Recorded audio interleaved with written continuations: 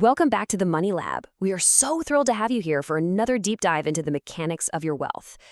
Up until now, we've spent our sessions building your investment engine, fueling it up, and armoring it against taxes. But today, we're completely shifting gears. Today is all about building what we call the Financial Containment Field. Exactly. Here in the Money Lab, we look at the raw data behind financial survival. I think most people view an emergency fund as just, well, boring cash, right? Just sitting in a bank account doing absolutely nothing. But that is a massive misconception. We view the emergency vault as a critical fail-safe. It's literally the ultimate shield, designed specifically to protect the investment engine you've worked so hard to build. We're going to show you exactly how a properly sized vault prevents a single bad week from spiraling into a bad decade. So, here is our roadmap for today's session. 1. The financial domino effect. 2. The forced selling trap. 3. Calibrating your shield. 4. The high-yield vault. And finally, 5. Your survival number.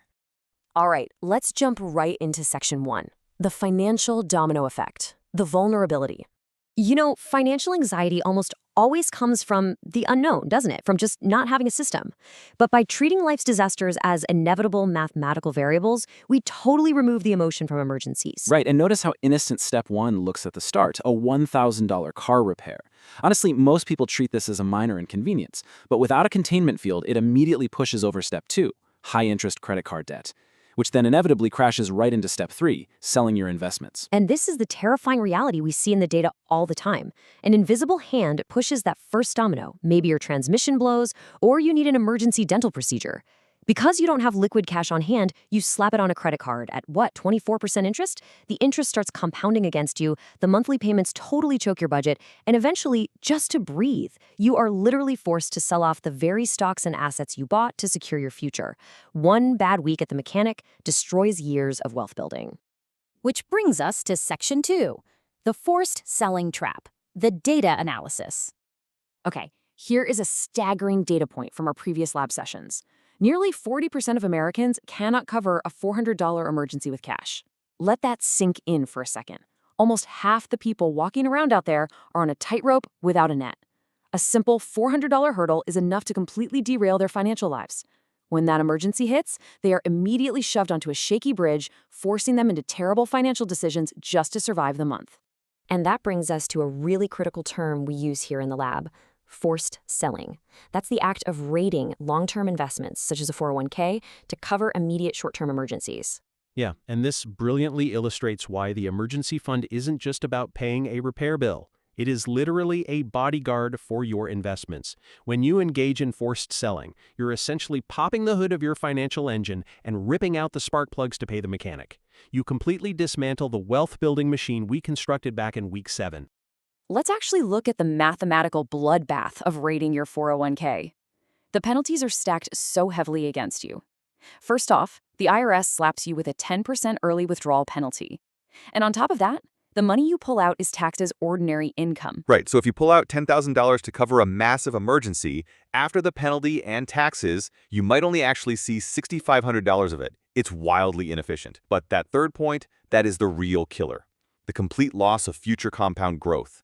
Think about the psychological devastation of realizing that $10,000 could have grown into $80,000 by retirement, but instead, it went to fix a leaky roof. Your containment field exists to ensure this specific tragedy never ever happens to you. Moving on to section 3, calibrating your shield, the tech lab. In the Money Lab, we absolutely do not believe in one-size-fits-all advice. We calculate everything based on your specific risk profile. So we have the baseline shield. If you're single, have a highly stable salary job, and low rent, you really only need a 3-month baseline. The math shows that is enough runway for you to pivot if things go wrong. But compare that to the heavy-duty shield. Say you're navigating the unpredictable gig economy as a freelancer, and your income fluctuates wildly. Or if you have kids relying on you, while your risk profile is completely different. You simply cannot survive on a 3-month baseline. You require a 6 to 9-month heavy-duty shield. You basically need a thicker containment field because your variables are vastly more complex. And we need to be incredibly precise about what we're measuring here. When we say 3 to 9 months, we are talking strictly about survival expenses, rents, food, utilities, and insurance. Absolutely vital distinction. We are not saving for a vacation here. We aren't calculating your monthly dining out budget or your 5 different streaming subscriptions. Exactly. This fund is exclusively for the gap. It's the bare minimum required to keep a roof over your head and the lights on while you recover. The ultimate goal here is to reach a state of absolute financial peace, a place where losing a job or dropping a major client isn't a heart-stopping crisis. It's just a long, fully funded weekend to find your next opportunity. Section 4, the high yield vault, the storage strategy. So, when we test a standard checking account against a dedicated high-yield savings account, or HYSA, both offer high liquidity, meaning you can access the cash in under 24 hours, which obviously is mandatory for an emergency. But standard checking gives you a microscopic 0.01% yield, while the HYSA earns you 4 to 5%. And while that yield difference is fantastic, the most crucial factor here is the psychological barrier. Think about it. If your survival fund is just sitting in your standard checking account, the psychological barrier is way too low. You log in to buy groceries, you see thousands of dollars, and suddenly, a new laptop feels like an emergency. By keeping it in a separate, dedicated HYSA at a completely different bank, it remains out of sight. It builds a psychological wall. It's earning solid interest, but it requires deliberate, intentional effort to access. Which leads us perfectly to this core lab principle. Your emergency fund is the only part of your portfolio where safety is more important than growth. I absolutely agree with that. Mathematically, people hate leaving cash uninvested because of inflation. I get it. But remember, this money isn't an investment, it's insurance. You are essentially paying the invisible cost of inflation to guarantee pure liquidity. Because if the market drops 30% tomorrow and you lose your job the exact same day, your HYSA vault is sitting there completely untouched, ready to deploy. Let's bring it home with Section 5, your survival number, the field task. All right, here are the exact steps we want you to execute right now. Step 1, sit down and calculate exactly how much you need for 30 days of pure survival expenses. Step 2, multiply that number by 3. That is your phase 1 goal.